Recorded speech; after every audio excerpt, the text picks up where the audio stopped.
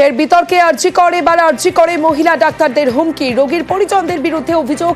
একজনকে আটক টালা থানার পুলিশের। হাসপাতাল চত্বরে ব্যাপক উত্তেজনা, 1.5 ঘন্টা ব্যাহত ফিমেল মেডিসিন বিভাগের চিকিৎসা পরিষেবা। হৃদরোগে আক্রান্ত মহিলার ভর্তি ঘিরে ঝামেলার সূত্রপাত।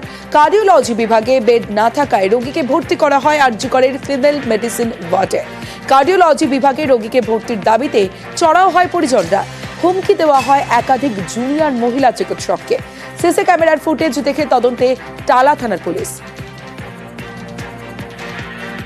একটা ফিমেল ওয়ার্ডের মধ্যে এবং এই পেশেন্টের যে পার্টি মেল, তা ইয়েলো কার্ড ছাড়া তারা ঢুকে, যারা চিকিৎসারত জুনিয়র ডক্টর ফিমেল এবং মেল যারা ছিলেন তাদের সাথে এই পেশেন্ট পার্টি যথেষ্ট দুর্ব্যবহার, তাদেরকে হেকেল করা এবং তাদেরকে মানসিকভাবে তাদের উপর প্রেসার ক্রিয়েট করা যে আমাকে ইমিডিয়েটলি বেড দিয়ে দাও, কার্ডিওলজিতে না দিতে পারলে তার উপরে ধমকা ধমকি দেওয়া, তার উপরে হুমকি দেওয়া।